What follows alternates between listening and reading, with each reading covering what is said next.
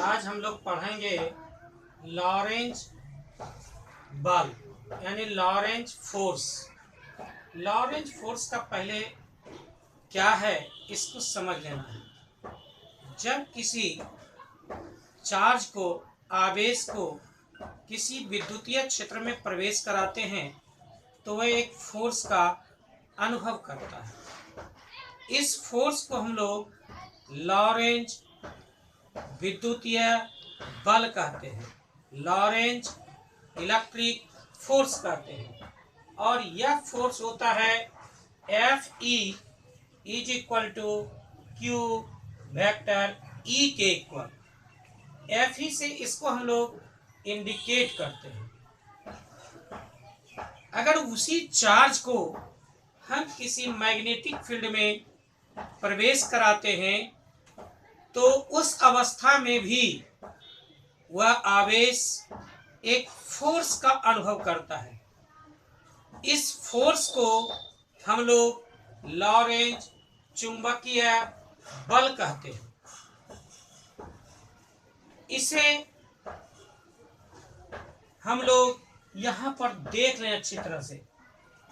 जब किसी आवेश को किसी विद्युतीय क्षेत्र में प्रवेश कराया जाता है तो आवेश एक बल का अनुभव करता है।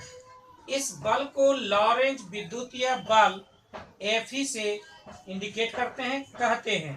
और F E is equal to Q E के इक्वल होता है। लॉरेंज चुंबकीय बल, जब किसी आवेश को किसी चुंबकीय क्षेत्र में प्रवेश कराया जाता है तो वह एक बल का अनुभव करता है। इस बल को लॉरेंज चुंबकीय बल कहते हैं। इस दोनों के संयुक्त बल को हम लोग केवल लॉरेंज फोर्स कहते हैं। यानी Lorentz force is equal to Lorentz electric force plus Lorentz magnetic force. और एफ से इसको इंडिकेट करते हैं। F is equal to vector F is equal to vector E F E plus vector F M. अब यहाँ पर देखिए कि लॉरेंज मैग्नेटिक फोर्स को हम बतलाने जा रहे हैं। यहाँ पर मैग्नेटिक फील्ड का डायरेक्शन इधर है और गति कर रहा है चार्ज इस डायरेक्शन में। दोनों के बीच एक थीटा का एंगल बन रहा है। तो ये चार्ज इस मैग्नेटिक फील्ड के कारण जो फोर्स का अनुभव करेगा वह इस दोनों के परपेंडिकुलर होगा। अब यहाँ पर देखिए कि ये जो लॉरेंज फोर्स है इसको हम लोग एफ एम से इंडिकेट करते हैं और यह होता है Q vector B cross vector B के इक्वल। इसको अगर हम लोग तोड़ दें तो Q V B sine theta होगा। यह वेक्टर प्रोडक्ट है, सदिश गुणक है, यह गुणनफल है। तो F M is equal to Q V B sine theta और इसकी दिशा जो है सतह के लंबवत है जिसमें v और b दोनों वर्तमान है। अब हम इसको यहाँ से ला करके जोड़ें इसको तो एफ एम का वैल्यू रखे हैं, एफ ई का वैल्यू रखे हैं, दोनों में कॉमन q है। और इस तरह से Lorentz force is equal to ये जो घिरा हुआ है इतने ही के बराबर होता है। अब स्पेशल केस है, यहाँ से स्पेशल केस ले रहे हैं लॉरेंज मैग्नेटिक फोर्स के लिए। यह एक अंक के लिए बहुत ही इंपॉर्टेंट है।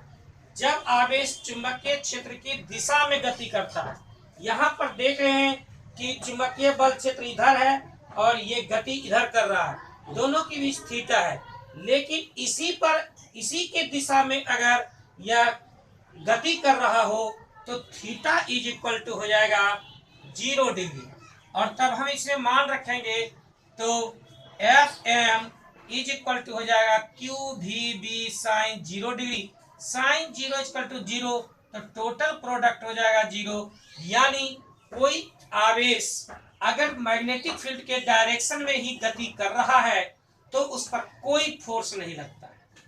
अब अगर इसके अपोजिट डायरेक्शन में चल रहा हो यानी 0 डिग्री के बदले में 180 पर चल रहा हो तो साइन 180 डिग्री बराबर भी 0 होता है।